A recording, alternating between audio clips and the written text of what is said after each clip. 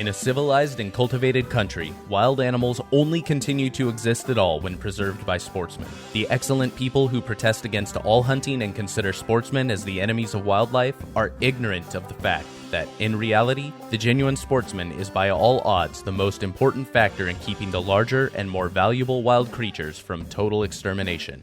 Theodore Roosevelt. Hey y'all, welcome to another episode of the Wild Initiative Conservation Coffee Break.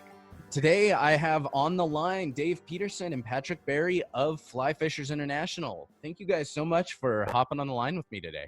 Thanks for having us, Sam. Pleasure to be with you, Sam. So, just to get started, why don't you guys give a quick introduction of what is Fly Fishers International and what do each of you do with the organization? Yeah, sure. Why don't I start and give a broad overview, and then Dave can take over, especially on the conservation side of things. Fly Fishers International has been around since the 60s, and it started as a collection of a loose collection of clubs around the country, and some of the foremost luminaries in the sport of fly fishing decided that we needed to have some kind of organization that advocated for the sport of fly fishing, the legacy of fly fishing, for all fish in all waters. I think fly fishing, especially where non-cold water species, has grown in a lot of places around the country. To focus on building that community, to educate folks and provide opportunities so folks could learn the sport of fly fishing. And I know, Sam, that you've done some podcasts where you've touched on that. And then to use the organization's strength of its membership, which is really the heart and soul of the organization, to advocate for conservation initiatives around the country. And we partner with a lot of different organizations, some on the national level, some on the local level. But it's that community, that education, and the conservation, which is really the focus of Fly Fishers International, and how people come to that organization, maybe in any one of those areas where they have a passion, or all of them. All right. Well, I'm going to tell you a little bit about our conservation work, and hope that Patrick will jump in when I'm missing something. As he explained, one of the three main pillars of our organization is conservation. And we've been working really hard over the last 10 years to increase that conservation footprint, as we call it. What distinguishes us is that I think we're one of the few organizations that advocates for the conservation of fish in all waters. In other words, warm water, cold water, and salt water. So we really try to spread our efforts across any kind of fish that can be caught on a fly rod, which is pretty much any kind of fish, if you know what you're doing. We concentrate our work in like four areas. One, and probably one of the most visible ones, is different grants that we provide to other nonprofits and to our clubs and councils to pursue conservation efforts on the ground wherever they are. We do stream restoration grants. We've recently provided a grant, an international project, to help in the preservation of the mahseer in Bhutan.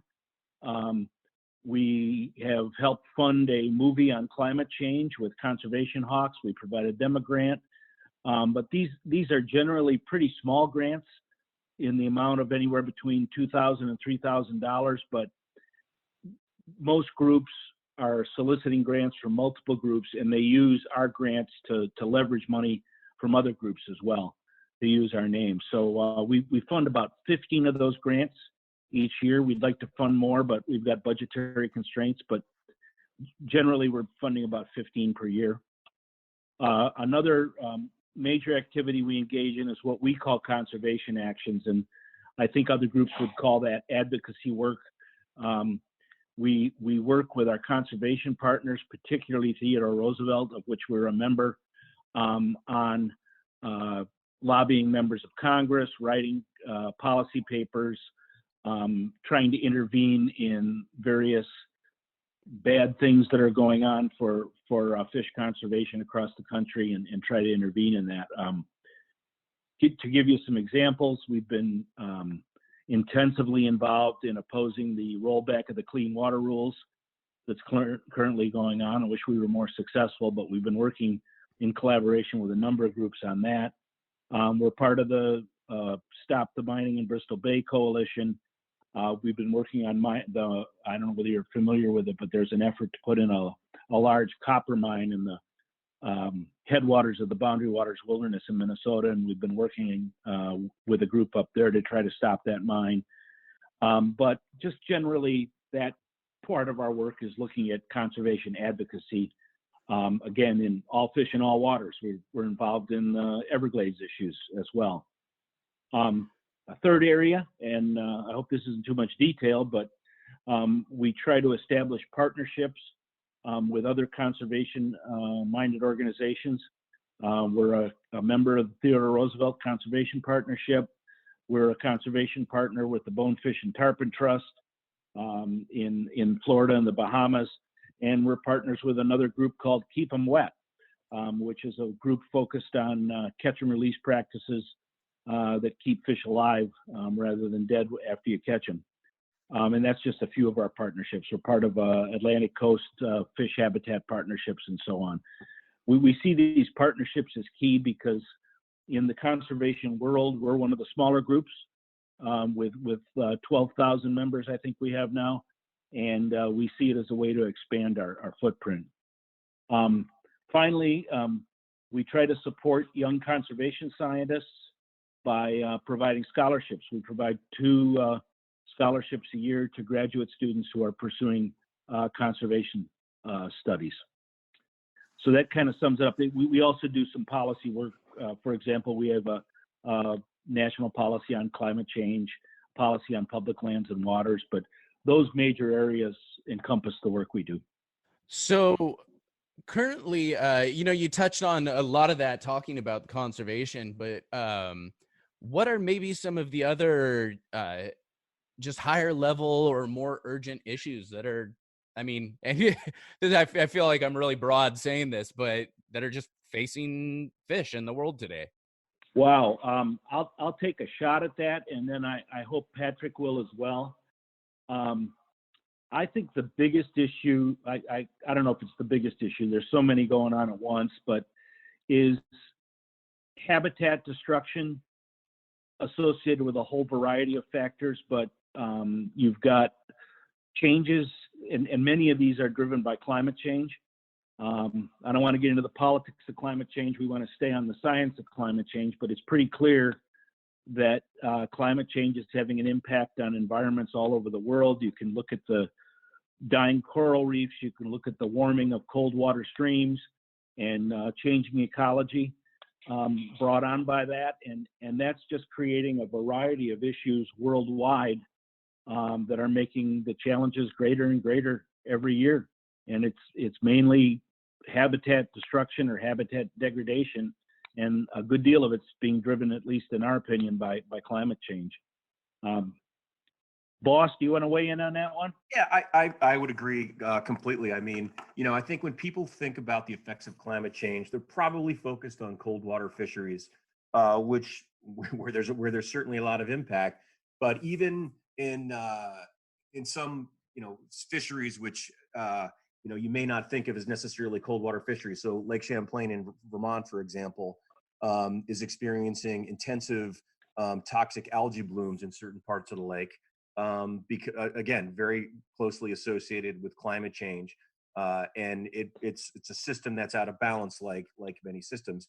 And the interesting Lake Champlain is also a lake where fly fishing has grown dramatically for 20, 30 different species, everything from fly fishing for long-nosed gar and carp to bowfin to there's a tournament, fly fishing only bass tournament at the end of June every year, which has become very popular. So that climate change not only affects fisheries beyond cold water, affects recreational opportunities and economic opportunities. And so those, I think they're all interrelated. Now, that doesn't mean that we're specific to climate change, but it is definitely something that we've got very high on our list of areas of concern, especially when it comes to fisheries conservation. The other thing I might go back to, Sam, is that there are just, especially here in the United States, there are so many threats to different fisheries related to different kinds of pollution as well, both point source and indirect pollution, that there's no shortage of issues that we have to work on. And you combine that with invasive species. I don't know whether you've tracked it, but there's a silver carp that's in the Illinois River that has taken over basically the fishery in the Illinois River. And if that fish gets into Lake Michigan, it could spread through the entire Great Lakes and destroy one of the greatest salmon, perch, and steelhead fisheries that exists in the United States today. So there's no shortage of issues, whether it be invasive species or pollution or climate change. So I think what's happening is you see more and more organizations, as you know, that are devoted to these issues and are learning to work together. Because if we won't work together, I don't think we'll make much progress. There's just too much going on. Very, very true. So if people wanted to find Fly Fishers International online, where can they do that? And also, to tie in with that, what's the best way for folks to get involved? So great question. And let me start with the latter question first, which is getting involved.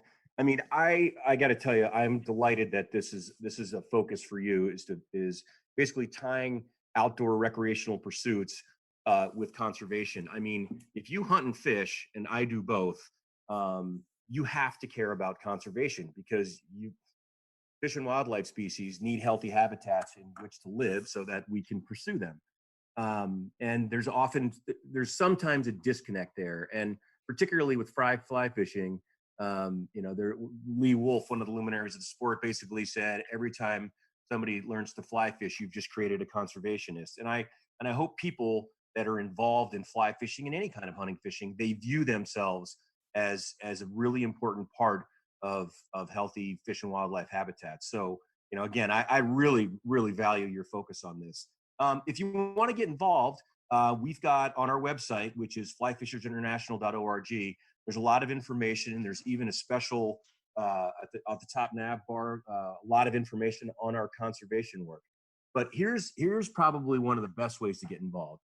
We have 17 regional councils around the country, and we have over 250 clubs. And depending on where you live, I guarantee that there is one of our councils or one of our clubs that's nearby. And getting in contact with those folks and joining Fly Fishers International is a great way to learn not just how to improve your fly fishing skills, but also about what the conservation issues on the local level.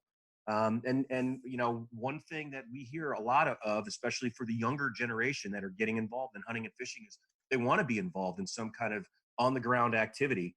And we can connect you with those clubs and councils who can help you do that. Fantastic. And where's the best place if people wanted to follow along online? Well, we have a pretty robust Facebook page and Instagram feed. And Dave Peterson actually has the handle for our Twitter account. And we've made the decision that Fly Fishers International Twitter feed will focus not exclusively, but largely on our conservation initiatives. We engaged in over 50 conservation actions last year alone, and we want people to know about them. So if you follow our Twitter feed, you'll learn all about the conservation work that we're doing. Fantastic. Well, y'all make sure you head on over to our conservation page. That's thewildinitiative.com/conservation. You can scroll down, look for the Fly Fishers International logo, or do a quick search in the search bar there. Make sure you check out their profile on that page. You can get links to the website, the socials, the whole kit and caboodle, and go check them out. Gentlemen, thank you so much for taking the time to hop on with me today. Keep up the great work, great, Sam. Yeah, we really appreciate it, and I'm going to become a loyal listener. Fantastic. Excited to have you listening. Thanks again.